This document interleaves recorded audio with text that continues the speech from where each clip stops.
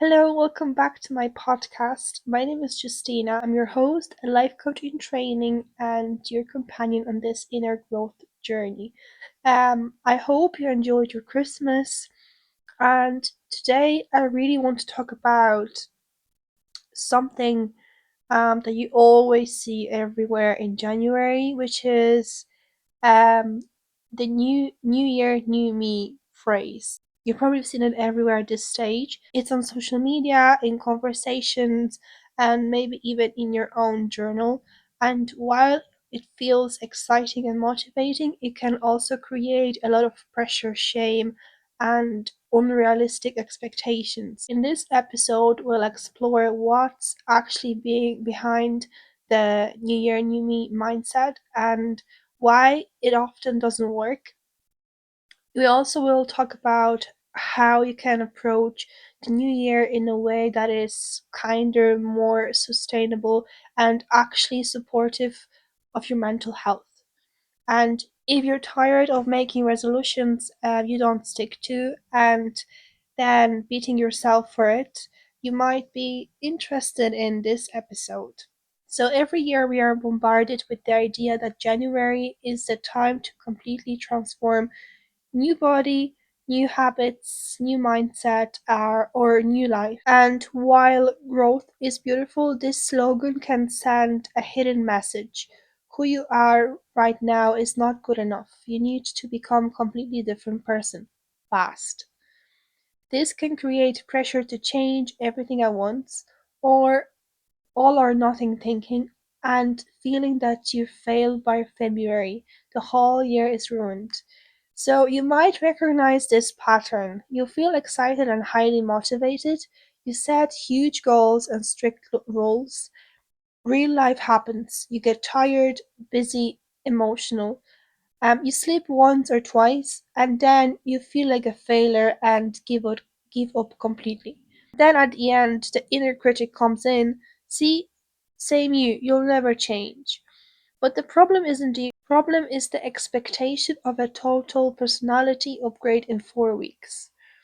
So I also want to say this. We are drawn to New Year, New Me for a reason. Underneath it there is something beautiful, a desire for a fresh start, a wish to feel better in your body and mind, or a longing for more joy, peace, confidence, or purpose. So, if you've written New Year, New Me, you're not silly or fake, you're human. You want to feel better. The goal isn't to shame that part of you, the goal is to support it in a healthier way. So, instead of thinking New Year, New Me, I must become a totally different person, I like to gently shift it to New Year and New Year, deeper me. Not a new version that erases who you are, but a deeper, more authentic version of you. More honest about what you need, more aligned with your values, more loving towards yourself, more willing to let go of what's not for you. Not a phone that needs a new model every year. You're a human being who's allowed to evolve slowly. So let's talk about some practical ways to move into the new year without pressure, but with intention. So before you decide who you want to be, ask, what did I actually learn about myself this past year? What you can reflect on what trained me, what nourished me, what am I proud of, even if it's small, what patterns do I not want to repeat. Growth starts with awareness, not with self-attack.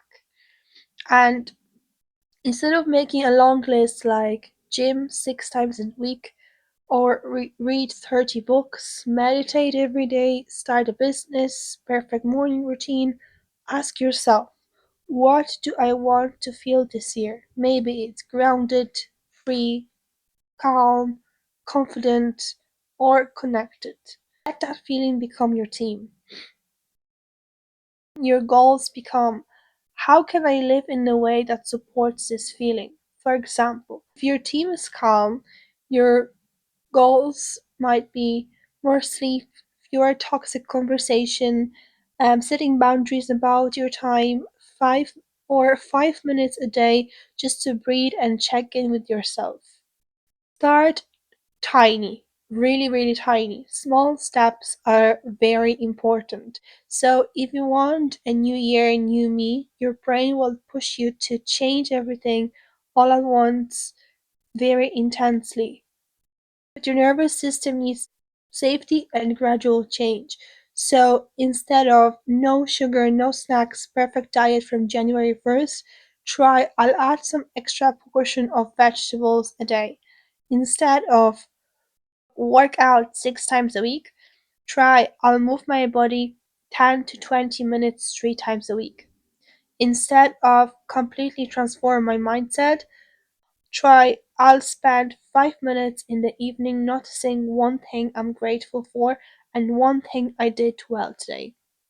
Small, realistic steps are not weak, they're sustainable. January motivation can feel amazing, but it doesn't last forever, and it's not supposed to. So ask yourself, what will I do when motivation fades? Because it will.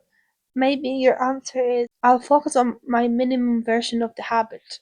I'll remind myself why I started, or I'll talk to myself kindly instead of quitting. Remember, the moment you fall off is not proof that you failed, it's just a normal part of the process.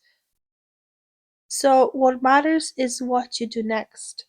So, I want you to remember that there's nothing magical about January 1st, so you can start anytime.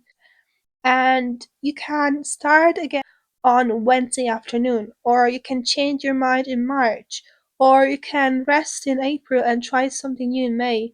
The new year, new me pressure comes from belief that if I don't change anything now, I never will.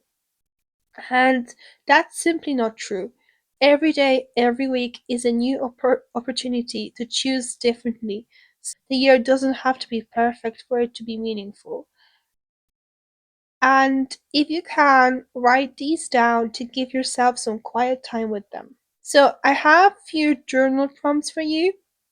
So if you can, just write them down and give yourself some quiet time with them. So the first one is, what did I learn about myself in the past year? In what ways did I grow, even if no one else noticed? How do I want to feel in this new year? What is one gentle, realistic habit I can start that supports this feeling?